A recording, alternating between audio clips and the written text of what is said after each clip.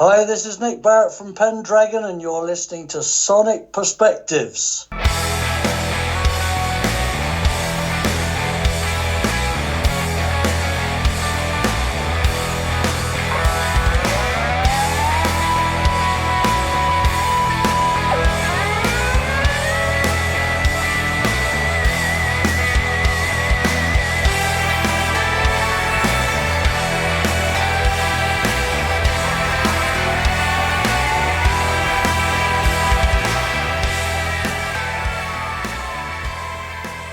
Hey everyone, this is Scott Medina for Sonic Perspectives, and we are talking directly to Nick Barrett. The Pendragon machine is getting up and raring to go, and what are you in the middle of right now, Nick? You just said you had some t-shirts arrive, and you're probably doing rehearsals and all sorts of things, right? The thing is, people, they kind of think you strum a bit of a guitar, and that's like 1% of what you do. The rest of it is checking that the actual correct music is on the CDs when they turn up, that all the labels, the picture isn't upside down on the album sleeve. We're just looking at the moment, we've just realized that like quite a few of the T-shirts, the design has been printed slightly off to the side. So that's, I tell you, this is heart attack material, really. This close to the door, you get these sorts of problems. So yeah, it can be, it's a lot of stress. Oh, well, I hope you have, it pays off when you hit the stage and you have some fun then. Oh, yeah. I mean, it'll be absolutely fantastic then. The moment you step onto that tour bus and the driver starts to pull away, there's nothing else you can do, And at that moment, you pour yourself a whiskey, you sit down, and you enjoy it. Right on. Yeah, nice. I look forward to you having that moment here shortly. Yeah, we're looking forward to it. Yeah, so let's talk about this new album that's come out. It Love Over Fear. It feels like this is an album with a message of carpe diem woven throughout it. Wow. Yes. It kind of is what it says on the tin a little bit, love over fear. I've sort of felt with, the way the world is at the moment, sometimes with music, you just need something that's uplifting. You need something that's positive, something that's beautiful again. I think there's a place for social comment and politics in music, and I've definitely done that. But you sometimes look at it and think you need to counterbalance that sometimes with something which is, just uplifting and not so heavy for people.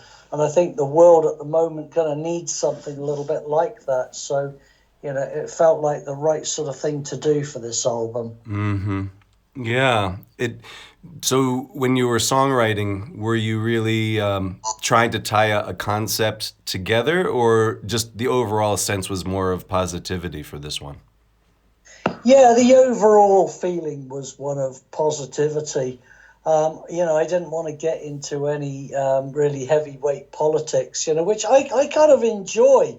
And, I've sort of touched on things in the past, but I think you kind of got to remember sometimes, it's like, like with the Oscars, when people get up there and they start, banging on about political things. Sometimes, people want films and film stars and music, and they want that to be an escapism. They don't really want to be lectured to all the time, So I just think there's a sort of a counterbalance to, everything else that's been going on the last few years. With music and films and things, it's nice to do something that's just music. It's just got some tunes, and some nice artwork that you can look at. Beautiful, yeah. The artwork is stunning. Talk a bit about the design of that cover painting. There appears to be like a ocean wave turning into a vortex where all the fish and sharks are headed towards. Yeah. The thing is with this artwork, it's weird because I originally got the idea for this about 5 years ago. I thought, for the next album, I want this kind of vortex thing, and I thought maybe it'd be butterflies and birds and maybe some sea creatures and going towards, a kind of a single point in the middle. And so that kind of idea was there. And then where I live now in Cornwall, we went to a place called Boscastle, which is a tiny little, it's kind of an old little harbour town, a beautiful classic sort of smugglers type of town or village. It's not a town, it's like a village. It's a lovely, fascinating little place. And there was a shop there selling these paintings, and we went in and had a look, and I saw this picture and I thought, wow, that's incredible. That's almost exactly like I was thinking for a new album. And I loved the artwork. I thought, I've got to get in touch with this artist. And it was a local girl who only lives 2 miles down the road from us here, a girl called Liz Saddington. And I got in touch with her and said, look, I'm looking to try and get an album cover made for our new album. This is the kind of idea I've got. But I like the idea of having all these sea creatures because I live very near the sea and it's very sea-based Cornwall. And, so I wanted, in her pictures that I saw in the shop, they were all kind of, shoals of fish and, a couple of mermaids and this sort of thing. I thought that's almost exactly what I got in mind. And the other thing was to have limited colours. So it was mainly blue, with a green thing going on a little bit. So it had this sort of real atmosphere to it. And, Liz came round here probably, I don't know, a couple of dozen times. She'd come round and we'd go through every detail of what we were looking for. Every fish was completely different from another one. And it just took about 1.5 years just to get the artwork finished. But it's something in the end that is exactly how I wanted it to be, and I'm really, really pleased with it. Yeah, it's sumptuous. I mean, it's a gorgeous cover. And so does the landscape that's there on the cover, does that sort of reflect the vibe that you have in Cornwall? Yeah, it's very much like that. It's a lot of open fields, a lot of hills. The main feature down here, of course, is the Atlantic Sea, which we've got, just in front of us here. And the influence of that very much came through, I think, on the album. Peter, a bass player, when he first heard the demos, he said, I can really feel the sea in this music. Yeah. It really kind of has that flavor. And I was very happy about that we could create a vibe with, Cornwall and the sea. And, it's very kind of smuggler country here. You've got very, very rugged shorelines, rough seas, and like at the moment in the middle of winter, you get a lot of storms. And, it's quite famous for, the smugglers, like 150 years ago. So, it's really got an atmosphere about it, and it's nice to incorporate that into some music. Yeah, you do feel that reverence toward the elemental world in this recording and the animals and nature. And then we've got the track Water. Can you talk a little bit about, what that element of water means to you personally? Well, one of the reasons for moving to Cornwall was because of my love for surfing. And I really wanted to be close to the ocean. Eventually I thought, sometime we would move down here. And we did 3 years ago, been here for 3 years now. And, it's an incredible thing. Every time I get in the water, there's this amazing sense of peace, and it sorts out all my problems. I used to get in the sea and think, I'm not thinking about the mortgage or the gas bill or the problems. You're just kind of letting all that go and just being in the moment of, it's a bit like mountain climbing, which was what Men Who Climb Mountains was all about, was being in that moment. And I think it's at those times when you see who you really are. And, it's quite amusing as well because, if I get wiped out on a wave, I stand or fall by my own actions. Nobody else, it's just me.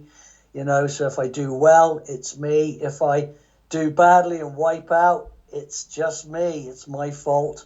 And that kind of amuses me, that you take responsibility for yourself. So there's all these different facets of being in the sea. And I always come out of the sea feeling happy and, relaxed and, really contented. And I just love it.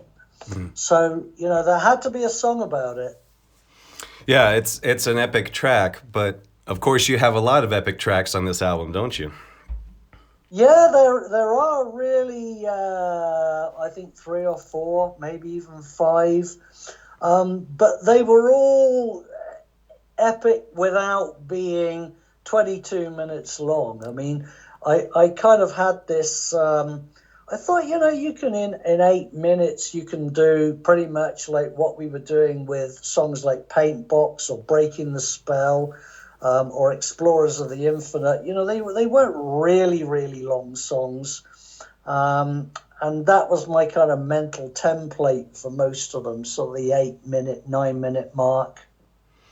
You're right. It something like Truth and Lies really has that breaking the spell kind of feel, but even more concise. And then something like Who Really Are We, I think has the immediacy of a track like Indigo and just really hits you right away.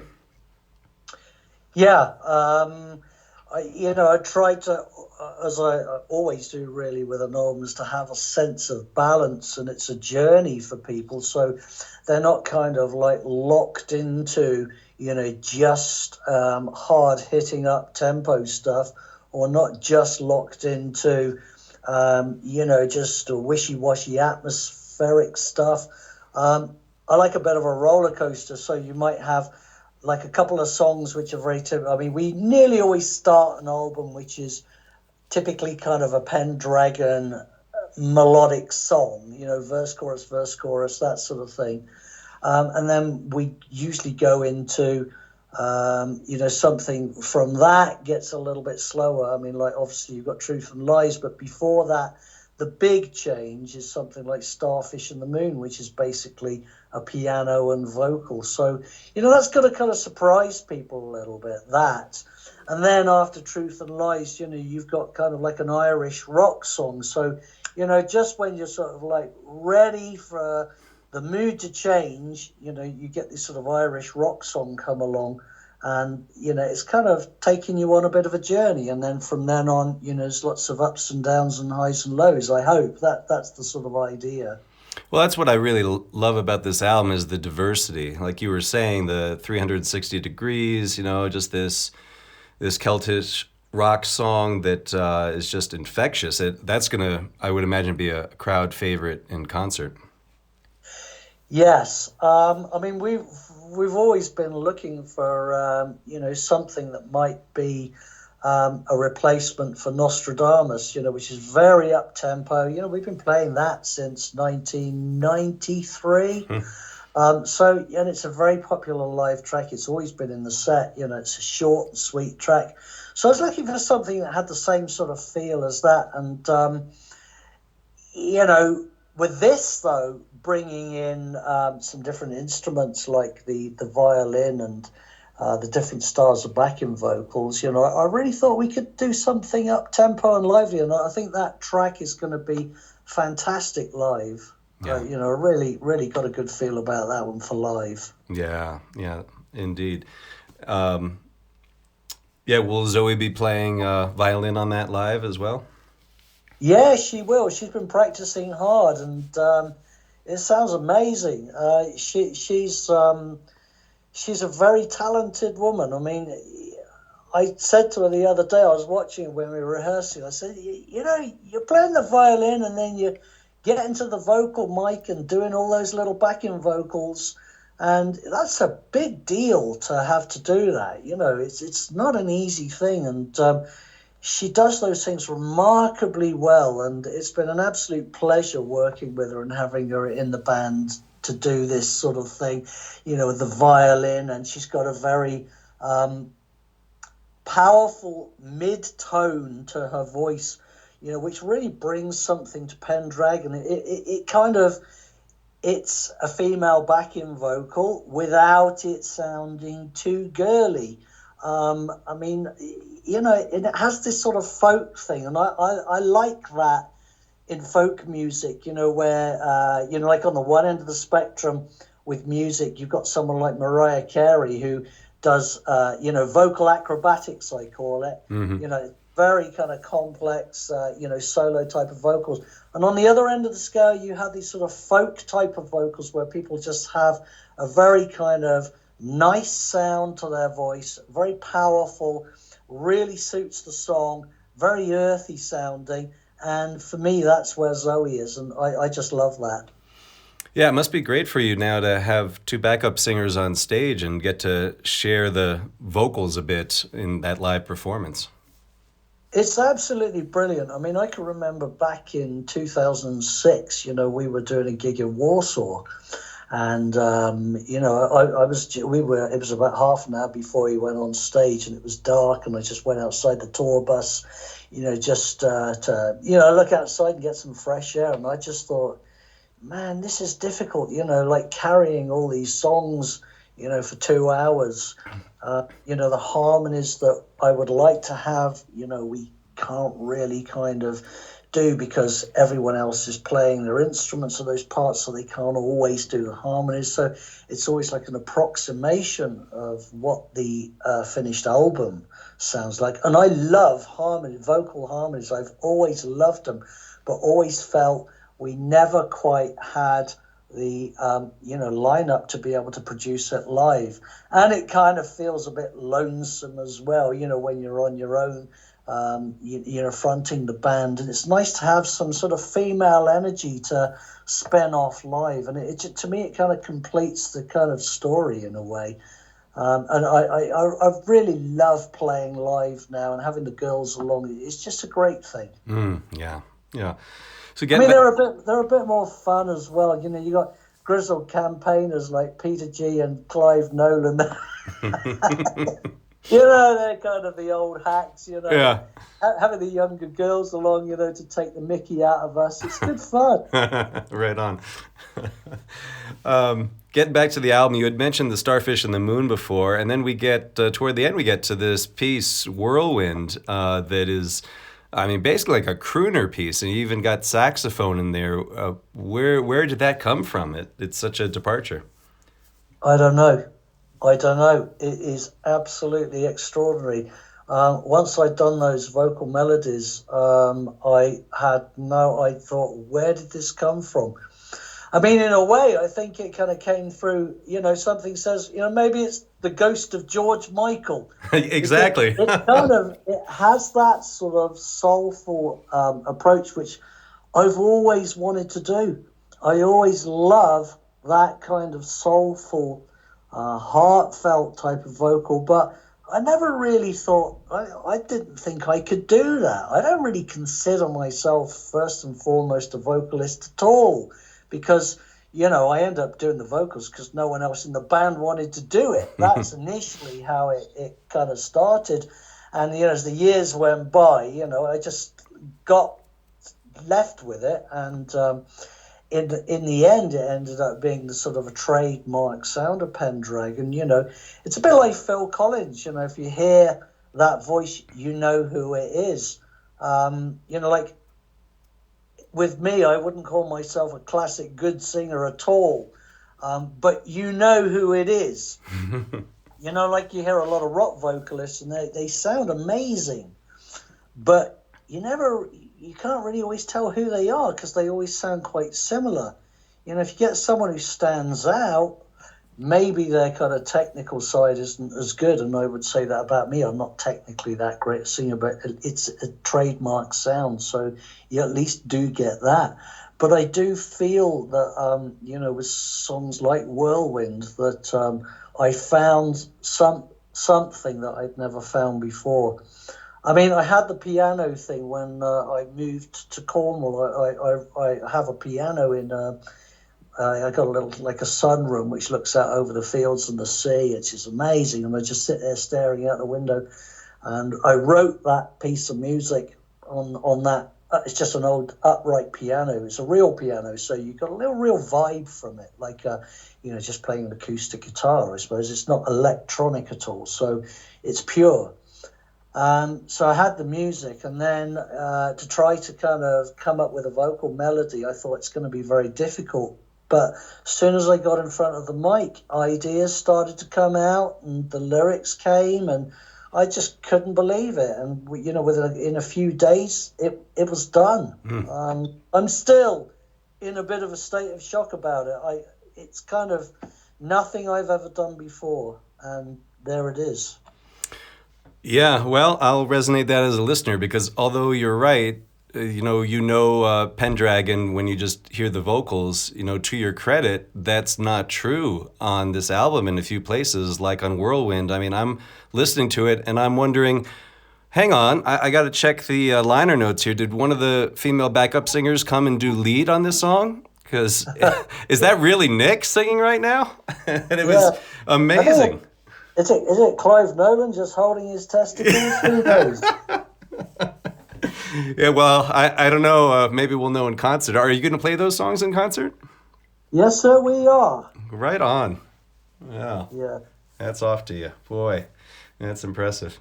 So going to an area that you are more revered for and known for is that of the guitar. When you approach songs, is there a rhyme or reason why certain songs bring forth more of an epic lead guitar solo and others don't? Like on this album, we've got Truth and Lies and Who Really Are We that have that classic Pendragon lead. But on a track like Eternal Light, you start to go there, but then it kind of fades back into the mix and the keys come more to the fore. So I was just curious how you decide when to really let it rip for 2 or 3 minutes straight. It's all down to the feel of it. I mean, if you take something like Water, the chord progression is a very melodic chord progression, and the same with like Truth and Lies or Who Really Are We. The chord progression lends itself very well to guitar solos because of the way the chords resolve to make it emotional. And I kind of know now what will make that work. I've sort of been doing it long enough to know, whether something will work on that front. On the other side of the coin, something like Eternal Light, you're quite right. I mean, particularly at the end, I was going to do a longer solo, and I really was not going to do the solo that actually is there. The solo that is there was going to be an alternative version, and it was actually going to be a slide guitar. But I played around with it, and the chords, I just always knew it wasn't going to be a killer solo with emotion. It was going to be more of a sort of a slide melody. And I just couldn't get the melody. It just wasn't working. So in the end, I listened to the other one. I thought, which is more of a blues solo that's on there now. And I thought, that works really well. It's very short. It's not a long solo, but it kind of rounds the song off well, and it's enough. It's not a solo that develops. It's just got a nice blues lilt to it, and then the song ends. But I think during the song, and particularly in places on this album, I really wanted keyboards to feature because they were carrying the melodies. So on, the middle parts of Eternal Light, it's that kind of vocal, ethereal vocal sound on a keyboard. And I really wanted that to be the main feature. I didn't want the lead guitar to be the main feature there because the beauty was in that vocal sound. Sometimes I think you listen to it and you think, yeah, that's a keyboard melody right there. Or you listen to it at something else and think, that's taking me in a sort of feel guitar solo way. So it kind of, it's just like the way the dice fall, really. And I think I know now pretty much which way it's going to go quite early on. Right. Could you talk a bit about what that theme of Eternal Light means to you? Eternal Light. Hang on, I've got to think about the lyrics again now. You know, the weird thing about Eternal Light, and you're probably, I haven't said this about Eternal Light before. It was actually a song, or I had part of that song around about the same time as Not of This World album. And I had some of the lyrics and everything, but I didn't like it. It sounded like some funny, it just sounded like a mid-paced rock tune, and I didn't like it. So I put it to bed and then dug it out again for this album with some slightly different lyrics and changed it a bit. So it suddenly took on a completely new life. But the song really is about, a spark of something that I think is in everybody. It's about bringing some light into the world, so, hopefully we do that through bringing music, and it's funny because, like, some people, you can see them on the internet, on Facebook. I don't do Facebook, but, I hear about it from Rachel. They just bring darkness. Mm-hmm. They bring it, and they just spread it. They don't want to bring light. And I've seen this with a couple of people that have reacted to things that we've done. And, I just think, it's just a negative black thing. And it's much better if you can bring something that people can kind of enjoy, and you just bring a bit of light into the world, for goodness sakes. That's all. It doesn't take much, and it's a much better thing for everybody if you do that. Mm-hmm. Yeah.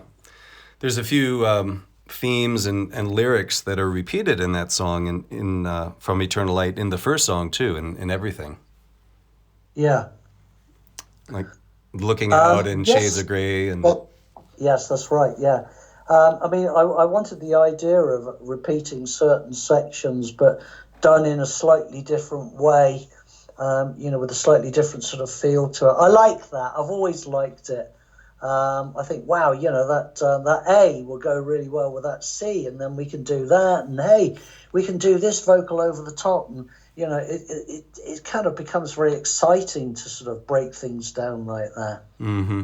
Yeah. So with you being the main songwriter in the band, how much do the other musicians impact the arrangement of the finished songs? Well, not at all, really. I mean, I sort of do the whole thing, as a sort of finished song. It's been like that for forever, really. It's the way it works well with Pendragon. I mean, some people just say, oh, well, it's like Nick Barrett solo band. Well, they can say whatever they like. All I can say is this, as a band, is how it works well for everybody. I mean, when Clive first joined, we sort of said to him, because we'd had quite a few, not great experiences writing music with keyboard players in the past. So we said to him, me and Peter said to him, look, we're not really looking for any more writers in the band. And he said, not a problem, I've got all my other projects I want to do. And we said, well, that works out great for everybody, Mm-hmm. And so and Peter's done his solo stuff, so that's okay. So, it's pretty well been sort of left to me to do, which I'm really happy about. I love doing music like this. But in terms of, like bass playing, I mean, I'll do some rough demos for it. I demo the whole song all the way through, the arrangements, and, pick all the keyboard sounds and what we're doing and taking it, complete thing. But, then, like, when Peter comes in, he'll play the bass how he plays the bass. I mean, it's like I did some demos of the bass, and they're just like root note things, a few rhythm things. It's okay, and then Peter comes in and plays the bass. It goes to another level. He's bringing his personality, and he's putting that down on the record. And I listened to that bass on this, and man, I'm telling you, it just blows my socks off. That's a bass player putting his mark on the record.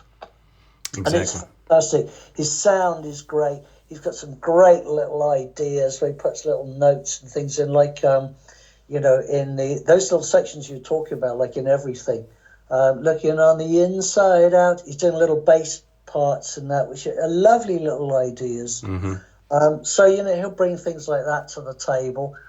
Clive, more or less, doesn't, need to so much, because a lot of the keyboards in the arrangements are written in that way. But, he'll kind of have suggestions for things, and we'll try some things. And on the acoustic CD, he got to let loose on the classical arrangements on, Truth and Lies, and doing the church organ thing. And that's really where his, as a classically trained musician, he's able to really kind of play something like a church organ, how it would be played on a church organ. So you get sort of another side of a sound on the acoustic CD.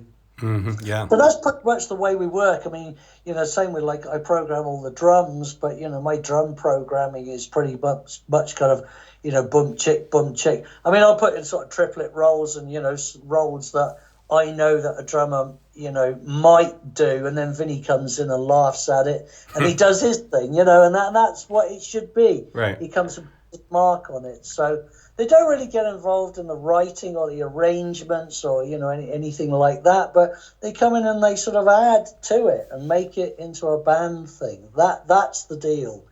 And, we're all happy that it works like that.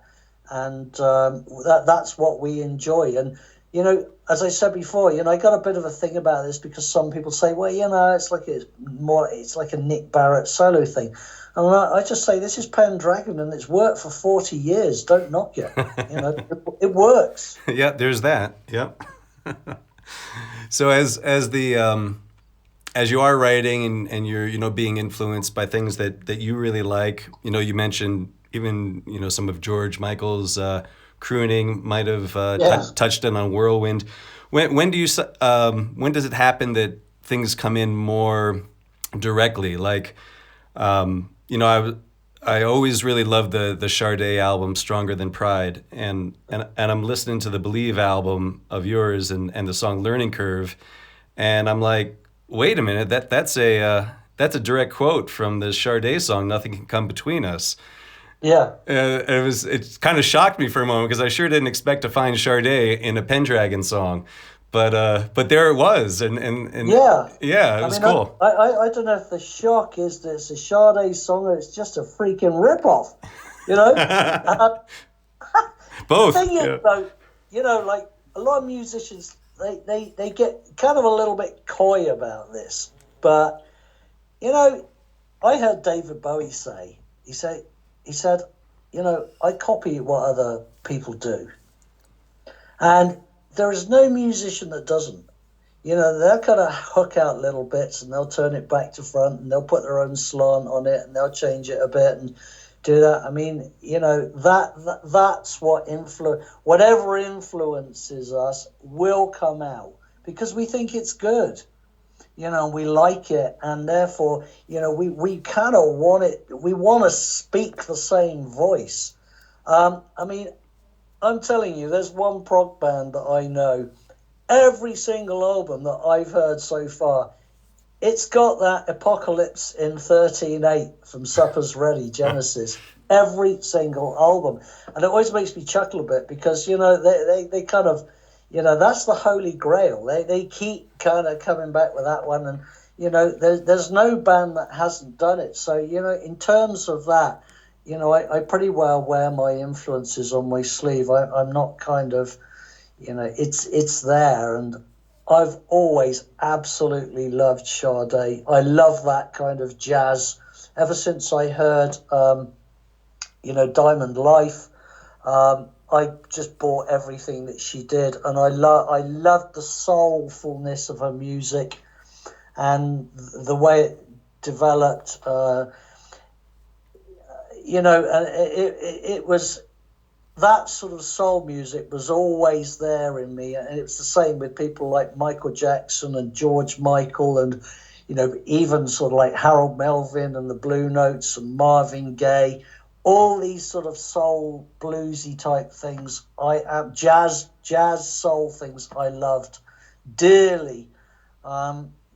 and I suppose in prog people don't really expect it to come out, but there are a million.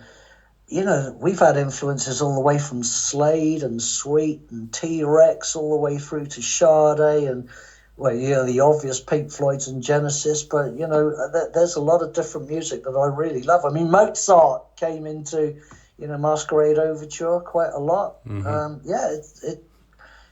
I guess it is a surprise for some people, but to me it's just normal. I mean, a lot of people would be actually very shocked to know how much of an influence the French singer Charles Aznavour was on me. I mean, that guy's incredible. His songwriting, his lyrics and everything, incredibly poignant, beautiful melodies, and was a massive influence. And it's come out in Pendragon albums big time. Nice. Yeah. People would never believe that. They just think, what, really? yeah, believe. Yeah. So Pendragon has a very active touring schedule coming up. How have the rehearsals been going? Really great. We laugh about it now because we always sort of do these preliminary rehearsals at my house, which is it's brilliant because we can stop and go and have a cup of tea, and then we have a meal together, and then go back and do some more rehearsal. And we were talking the other day about when we used to rehearse, when we were like 20, 25 years old. Man, we couldn't even do more than about 2 hours before we were sick to death of it and lying on the floor. We smoked 20 cigarettes a day, and, we always felt tired and worn out. And I guess it's because, we were really struggling to try and get somewhere. So, there was always this element of being a bit worn out with having to, pack the van, and it was hard. But these days, even though we're older, it's a thoroughly enjoyable thing. And I can't really believe I'm saying that because we used to really hate rehearsals. And, we've done some pretty long hours in the last few sessions and really enjoyed it. But I think it's probably got something to do with the food that Rachel cooks. I mean, we all have a great meal and get the wine out and we have a good night, and it's a great thing. It's, I think when you get older in life, you realize the value of the people in your band and, the friendships that are formed. And, when you got, particularly it's kind of emphasized when you're sat around a table and you've got some wine out and the candles are there and you had some nice food and, you're having a laugh about things. You realize how incredibly lucky you are. I mean, it really is a flipping gift. That's a gift, to have that after, 42 years. I mean, most people in bands are killing each other, after that long. And we find that we get on well, and it's a good thing to be in Pendragon. And, and it sort of comes through when we're rehearsing. Everyone wants to kind of do a good job. Well, it's fortunate for fans as well as for you guys because the material you're coming out with is just fantastic. Everyone listening, definitely pick up Love Over Fear, because if you're a Pendragon fan or even if you're new to the band, this is a great entry point as well. And you guys are going to do as many shows as you can in the coming months, and I know those are going to be fantastic. So anything you want to leave us with, Nick? Well, just look forward to seeing everybody on tour. We can't wait. Getting back to the Cruise to the Edge is going to be amazing.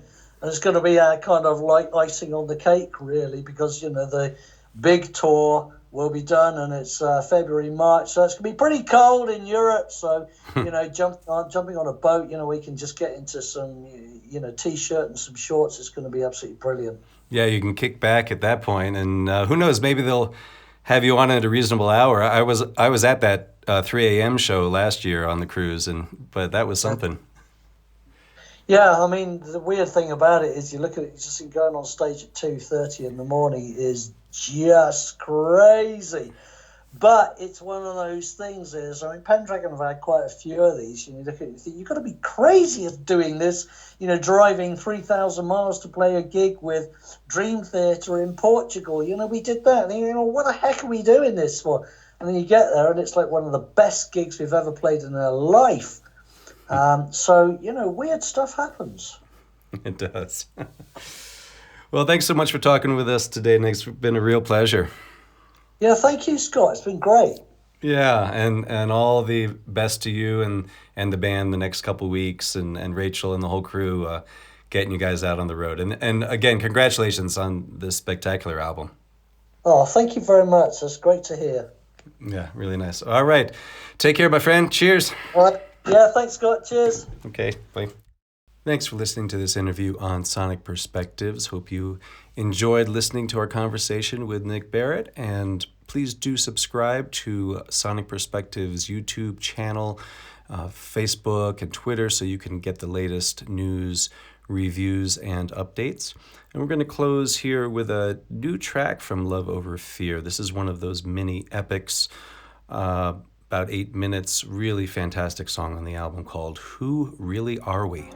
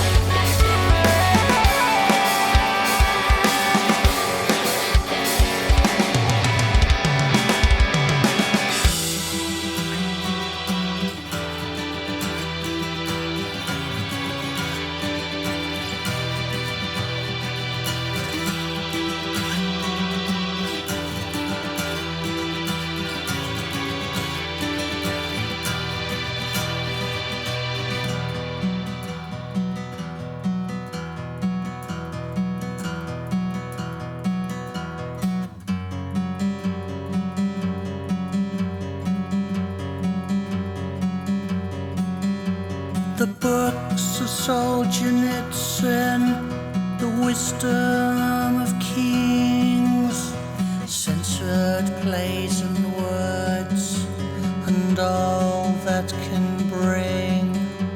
It seeks to divide us while pretending to unite us.